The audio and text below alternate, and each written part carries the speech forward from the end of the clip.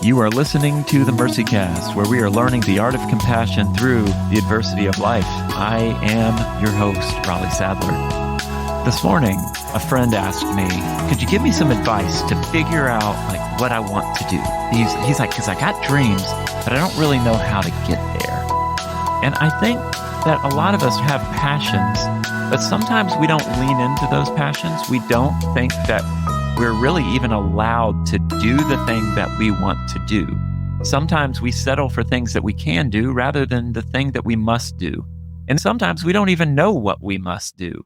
Because when it comes to things like calling, it's very confusing for us because we are battling so many different voices. We are battling so many different thoughts, maybe the wishes of other people for us. And it really can be tricky to figure out, what am I called to do? And honestly, how does creativity fold into that? Today, I'm joined by Will Parker Anderson.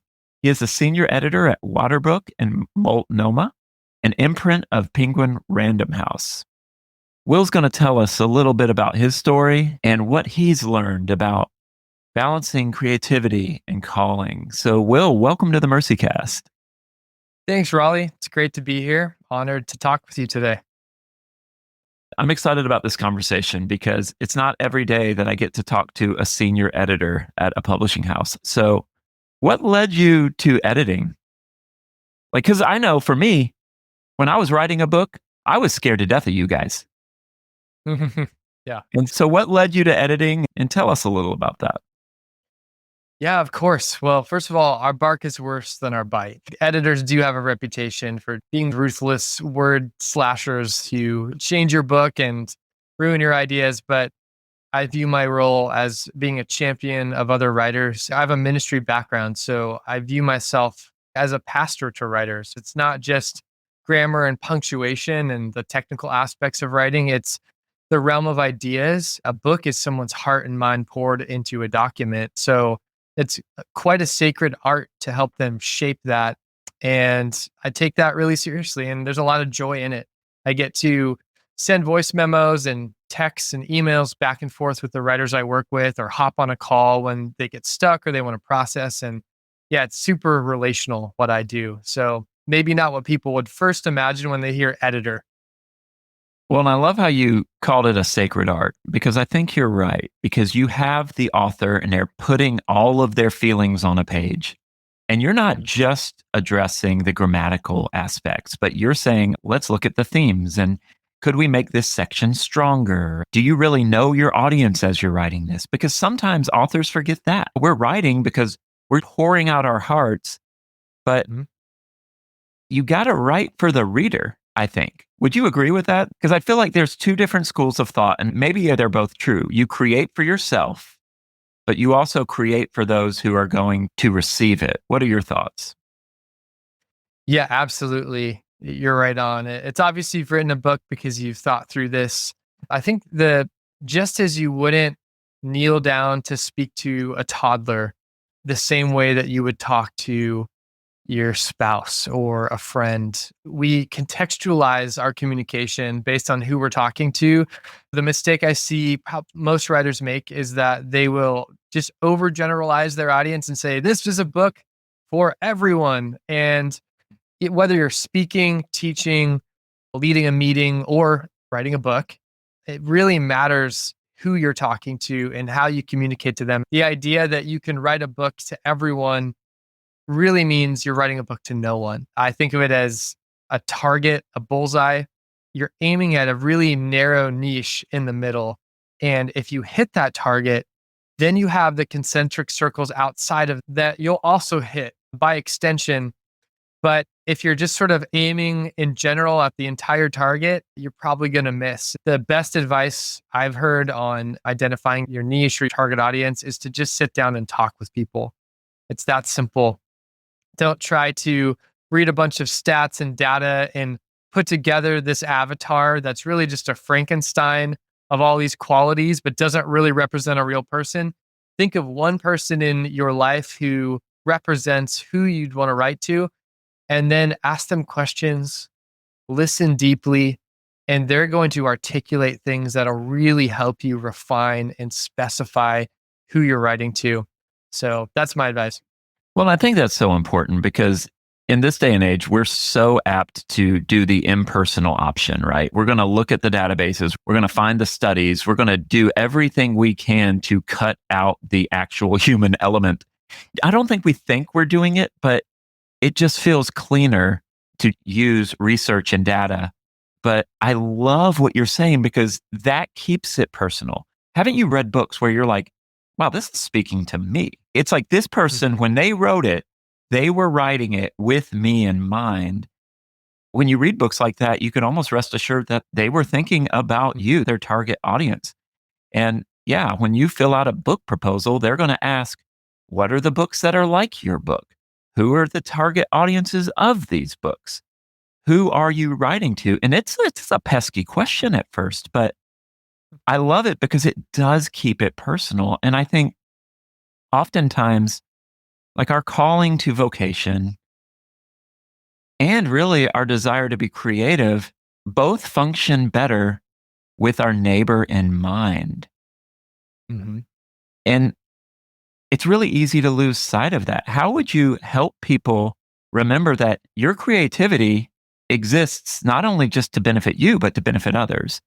Your calling exists not just to benefit you, but to benefit others. How would you encourage people to think through those two ideas?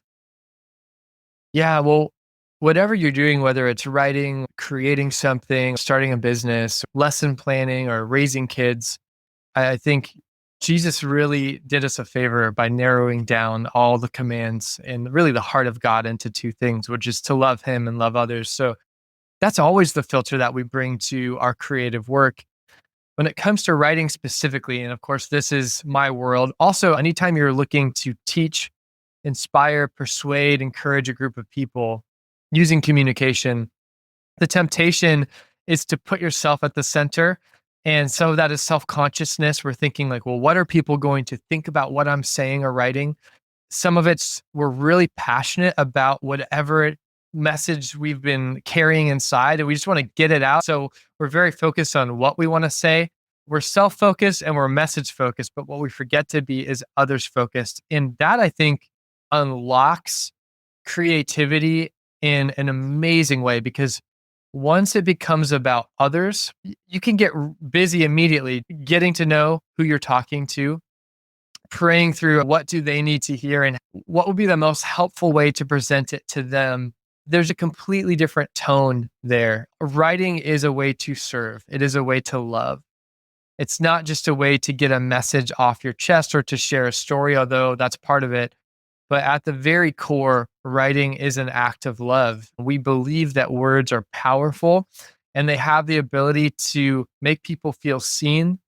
They have the ability to name the ache that others have felt but haven't been able to articulate for themselves. Wow. Words have the ability to create conversation, even as someone's reading a book. Words are incredible, but I think the starting place always has to be put them first, whoever they are, put them first, and then work backwards and figure out, okay, how would I say this differently if my primary goal is not just to say what I want to say, but to serve those who will be receiving my words. So I think you're right on, Raleigh, in framing it that way. Well, what I really am encouraged about is this idea of writing or creativity as an act of love. Because that's a really interesting way of saying it, because we've all been in that place where we create to create and love the creating, but having that target of who am I talking to? Why am I saying this to them? What do I think that they need to hear? And I loved how earlier you said, talk to people, ask them what they want to hear, ask them what their questions are. And that always helps me. Sometimes I don't do it Yeah. because of whatever reason. I just don't think about it or I'm nervous or whatever. But it's so amazing when you ask people, even with this podcast, I'll ask people like, who do you want to hear from? What do you want to hear about? What are some of the things that you're dealing with in the daily that we could talk about that would be relevant to you? How do you focus on others and not lose the plot? How do we stay away from the ditch of one, just writing for ourselves, but also stay away from the other ditch of writing for others to the point that we're no longer being true to ourselves? Does that make sense? Yeah. Yeah. Like writing to people please, or some Right. people will focus so much on what is a marketable idea instead of what is a urgent idea that's welling up within me. And I think of that famous quote where our gifts and the world's greatest need overlap is our calling. It's the same principle. I like your ditch analogy because you can go too far either way. And it's a both and, not an either or. That's If good. you're That's good. compelled to write, share something, or create something, you should pay attention to that. You're probably going to land on your topic because it's burning within you, not because everyone else is saying, we just want to hear about this topic. And then you are fulfilling that desire. No, it's going to start with you. It's going to start with what the spirit is stirring inside of you. Whatever idea you have that you're starting with, as you bring it to other people, as you collaborate or get feedback, it's going to create this creative friction that polishes your idea more and more and refines it and shaves off the excess. Community is one of the primary ways that we clarify our message. So it's not just adjusting to what others want to hear, but involving them, inviting them in is actually a way that we clarify our own idea. And it's this beautiful synergy that can happen. So you can't go wrong doing creative work in community. And one of the greatest temptations of our time is to isolate ourselves and think that others are an inconvenience. We want them to buy the product, read the book, listen to the message. But sometimes in digital life, and especially post pandemic, we do a lot of sitting in front of screens. And I think increasingly what we're going to start missing and craving and looking for is a more incarnational, face to face creative process. At least that's my hope, especially as AI comes like a tsunami. I think we're going to really want that more and more. Yeah, I think we're getting more opportunities than we've ever had, but I feel like life is getting smaller. Like when I lived in New York City, people are like, oh my gosh, it's a concrete jungle. I bet you were really worn out. And I bet you never saw the same person twice. And I'm like, I had more small town connections in my Yeah. 3 block radius than I've had in my entire life. I knew the barber, I knew the guy at the Wow. bodega. To this day, when I go back to where I used to live, Alex, the barber, comes out and he goes, hey, Raleigh. And I haven't I lived there love that. since 2019. When you keep it small, I think something big happens. And when you're creating in community, you're actually able to do more. I remember when I first started writing for the Gospel Coalition forever ago, I had an editor and she destroyed my writing, like messed Mhm. it up. And it did not do great things for my ego. I just remember being upset. I remember talking to her and I was like, come on, I know it's better than this. She goes, basically, I'm making you a better writer. That's why I'm Yeah. doing this. Yeah. And I think it does bring you back to this level of humility, but it also brings you back to if I'm writing in community, yes, there's a community I'm writing for, but there are people who have been sent here to help you refine your idea and make it as clear as possible because an editor, they kind of know the audience of their product. And so Mhm. they're going to take this idea that you have and say, we want to make it palatable for our audience without robbing it of its purpose, focus, and its subject matter. But Mhm. there are things you can tweak here and there without losing your soul. And I think a good editor does that. But I think sometimes as creators, and I think he may be right because you mentioned this earlier that it's a both and. Rick Rubin says, don't create for the people who consume. Create for you, and then you're going to bring people around you that like the same things you like. And I'm like that. That's true. But I also think you need to create with the consumer in mind as well. I like the both and analogy. How do we, because I feel like as we're talking, this idea of creating things and calling, regardless of what you're creating, they seem to go together. You could be creating a good meal. You could be working on a car and creating a masterpiece under the hood that no one will ever see unless they're working on it. There's so many things where we can use our vocation and contribute to humanity and others. But what happens when we lose the love? When we take a couple of L's, we take a couple of losses, and we get beat down? How do we step back into that purpose, that creative flow? Yeah, that's a great question. Well, to state the obvious, we all take L's. I mean, there's no way around that, right? No matter what you're creating, you're going to have people who either don't like it or ignore it. And this thing that is everything to you is just going Yeah. to get trampled. I mean, that's a harsh way to say it, but that's kind of the world that we live in. I would go back to community because most of us burn out or get discouraged or give up because we're doing it alone. We're going it alone, or we're expecting quick results. Maybe it's not actually an L. Maybe it's just a not yet. Mm, Maybe you're wanting to be 10 steps down the road, but really you just need to take the next step down the road. The illusion of social media and the world we live in general is that success is made to look easy, but there's a ton of toil behind it. There's a ton of intentionality. And I would add, there's a ton of patience. What's going to give us the stamina to keep going, even when we hit those roadblocks? Chances are it's not going to be pure willpower. It's not going to be grit and determination and resilience, although those are all great qualities we want to cultivate. Really, I'm convinced it's other people.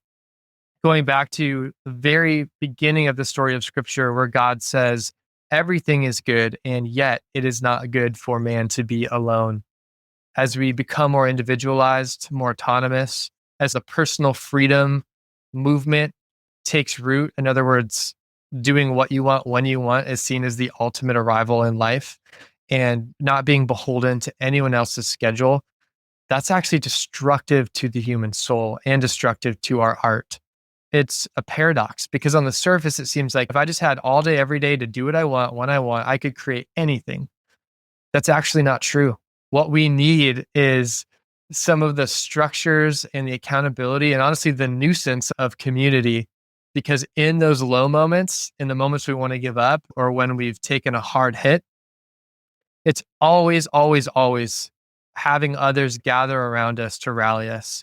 An example just from yesterday, I had a mistake that I had made and it was really weighing on me. And so I ended up reaching out to a mentor and filled him in on what was happening.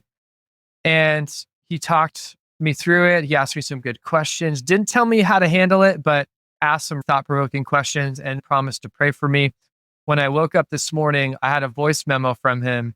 He had just had a couple more things he wanted to share. It was like, hey, I woke up a couple times even last night and I just prayed for you.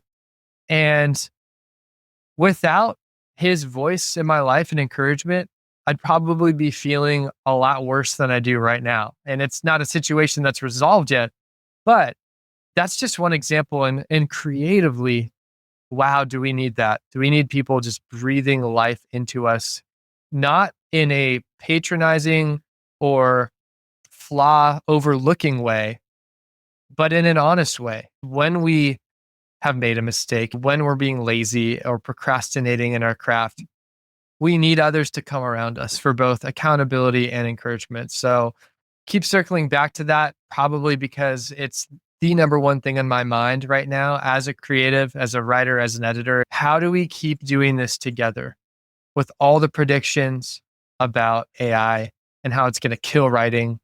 I've had people say you're going to be out of a job in that age. We can't stop it from coming. But I think what we can do is link up, not in a resistance against the technology itself, but as a way of saying, we're going to need this more and more. And if we don't stick together now, it's only going to get harder. And so I'm really doubling down on this idea of doing creative work alongside other people.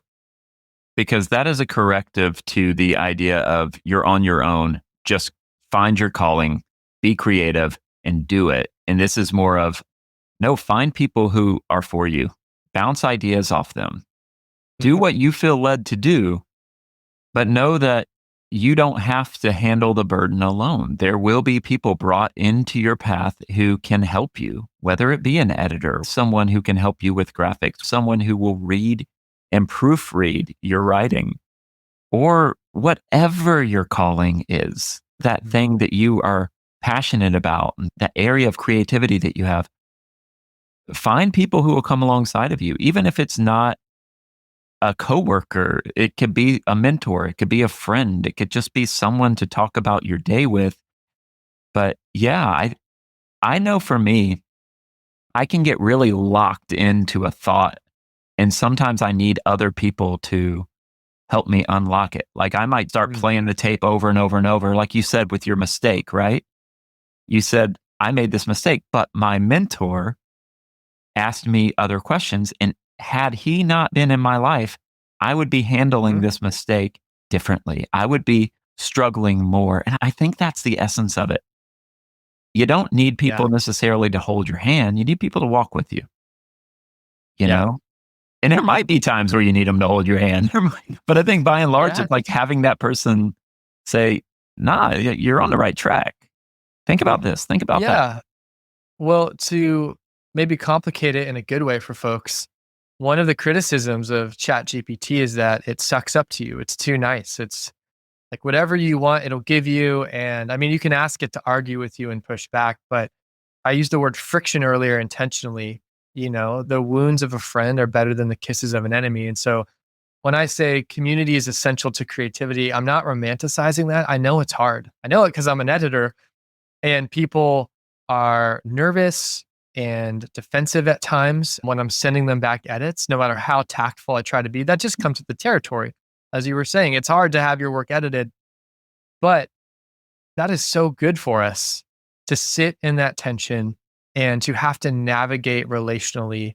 The unspoken promise, the siren song of AI is that I will give you the results without any of the struggle in terms of time, in terms of effort, in terms of having to navigate relationships. In fact, I just heard someone say, AI is a better conversation partner when I'm ideating than any human I've ever talked to.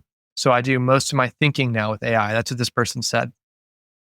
And I understand from one angle what they're saying. They're saying, with very little effort, I'm getting crazy good results. But I think what they miss is that it's not just about reaching the destination or getting a result when you hit enter on your keyboard. It's about the process. It's that as you struggle, as you hit dead ends and wrestle through the creative process, that is shaping you into a kind of person. And that is what AI cannot do. And I think there will be two types of people in the next couple of years as all this technology accelerates. There will be those that take seriously their own soul formation as part of their creative work. They will say no to certain shortcuts. They might use AI in some ways, but they're going to protect and fight for that formative process, doing things the slow, hard, more thoughtful, and more fruitful way. And then there will be those that are like, I'm not convinced, just give me the results. And those people are going to create some fantastic things as well. My question is just, what are they missing out on? What the world is going to see are the external results, the exciting products and flashy whatever. But the unspoken quiet loss is going to be the formation of their soul. And that, I think, is something we can never give up as people. That's what came out of my process of writing my book. Mm-hmm. I would work on it, and my goal was 1,000 to 1,500 words a day. And you think, oh, that's not that much. That's a lie. But Hemingway did 750 a day, and I'm like, I want to double it. Yeah, he'll double it. He's just Hemingway.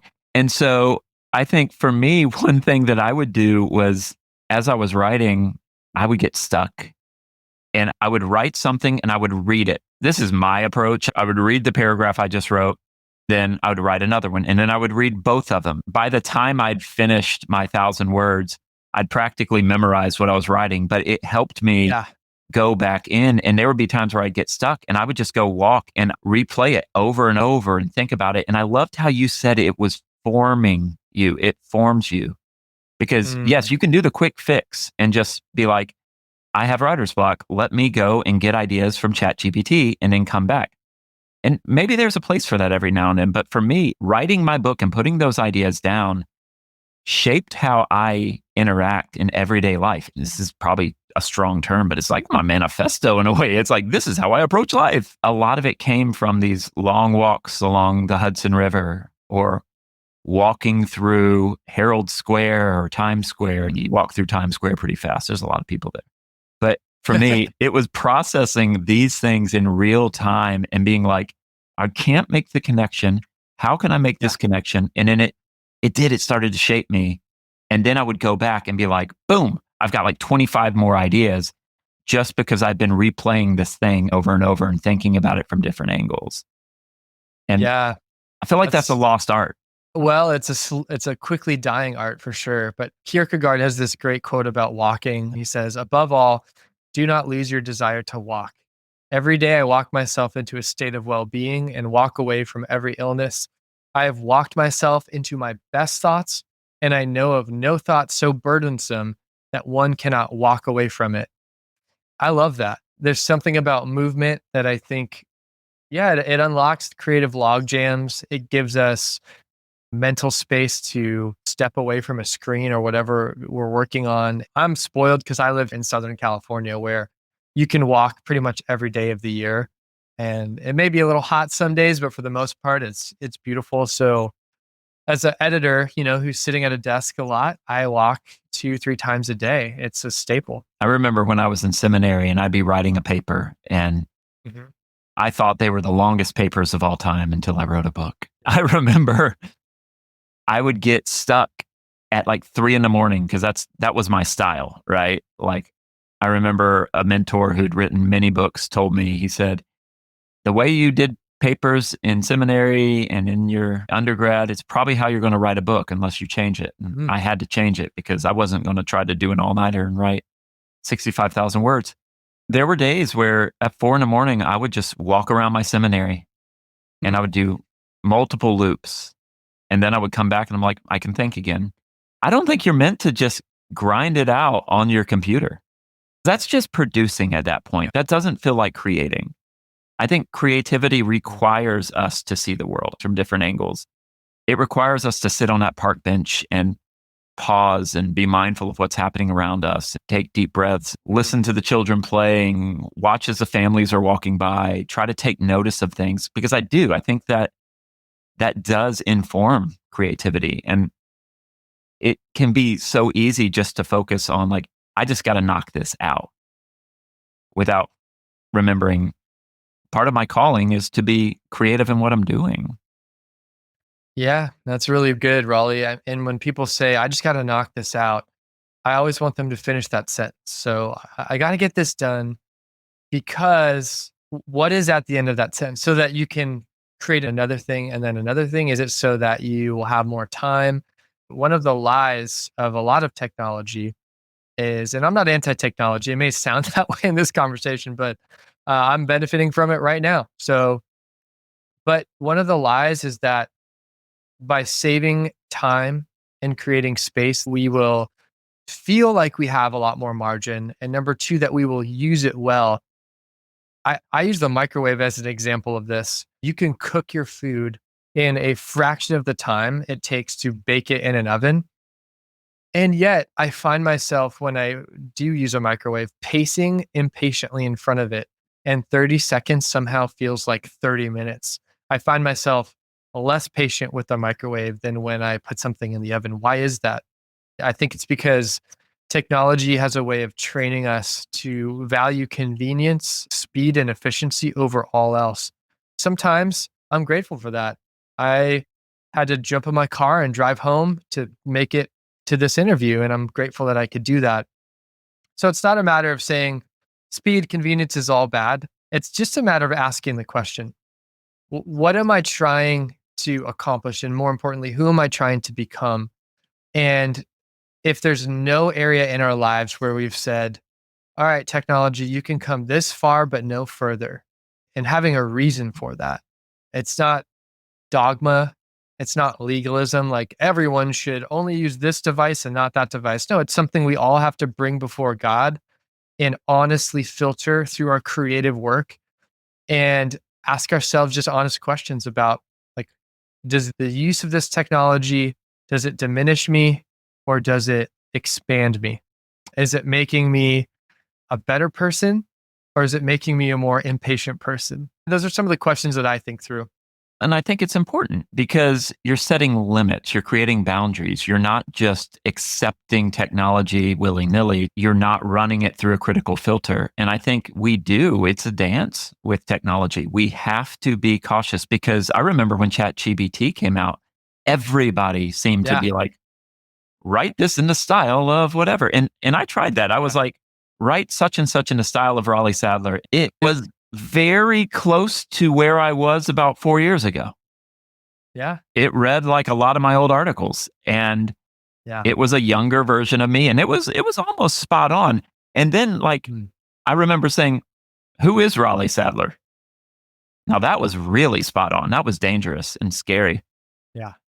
At first, I was really excited about it, but at this point, now I'm like, there is something beautiful about the creative process where it is harder, it is slower, but I feel like when I do it, I'm naturally going to be having conversations with people and bouncing ideas off them, even if they don't know that I'm doing that. Yeah. That's just something I do. I'll just, hey, what are your thoughts on this? And they've Yeah. become an accomplice in my book. They may not even know it, but if someone can give me a different way of looking at something that always broadens the application, that broadens the content for me, and it makes me more creative. I am not a good creator by myself. I've never been good at creating by myself. I'm this weird hybrid of an internal and external processor, but when I am creating, I'm like 90% external processor. I want to hear people's ideas and then I start freestyling off their ideas and it opens things up. As you talk about creating a community, that's so important. When we hear about our calling, it feels very personal and it can often feel isolating. What is the Mhm. thing I must do? And what you've been saying this whole interview is it's about what you will do with others, whether that Yeah. person's an editor, a friend, or whatever. You're not alone. Yeah. And one of the greatest gifts of creating a community is our greatest need is to be known and loved and to be seen, to be accepted. So it's not just about what we're creating. I mean, some of my favorite memories as a writer are when I send something off to the editor and there's that collaboration.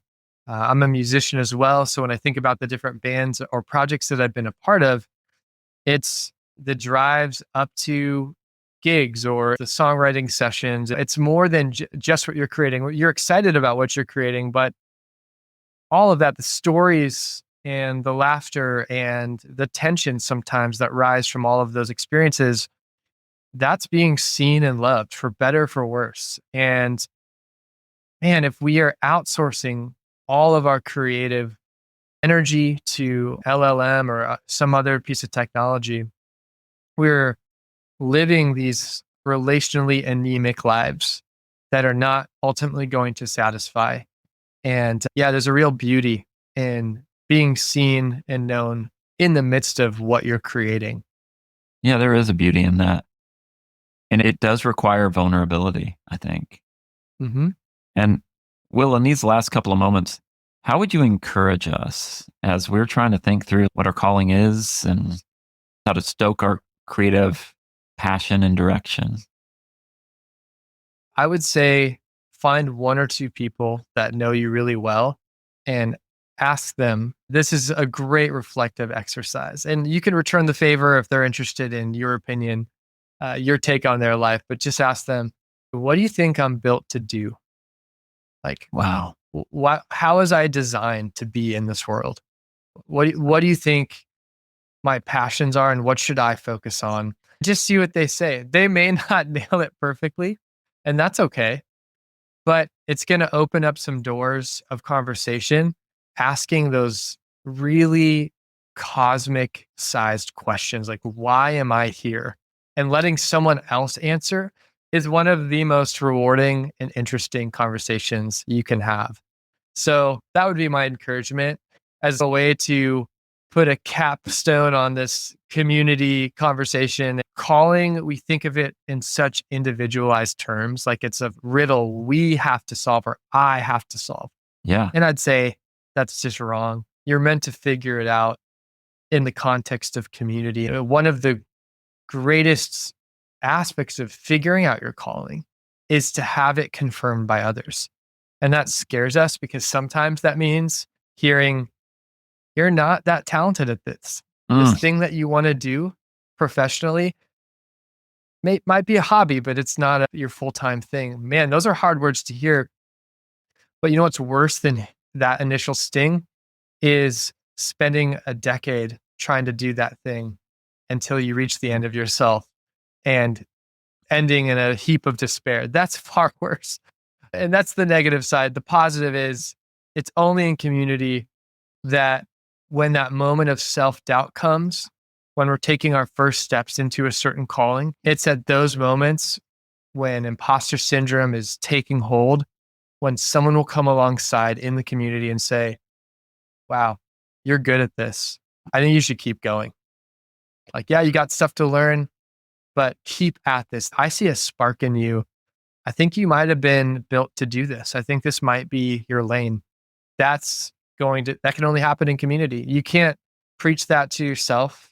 You can't do that as a loner. You have to do that with other people. So that would be my encouragement. Go ask someone, what am I built to do? Yeah. Having that outside voice, hearing it from someone else. Yeah, I can see that could be revolutionary. That could change everything. Thank you so much for talking to me. Thank you so much for talking about this, because this is a conversation we need to hear. And as you all are listening, if you haven't liked or subscribed to this podcast, smash that subscribe button. That is so cheesy, but give it a shot. At least look at the subscribe button. That'd be cool. But yes, subscribe to it. This will only help to get this podcast out there. Just remember that no matter what you're going through, it's okay to be kind to yourself because you're loved. Till next time.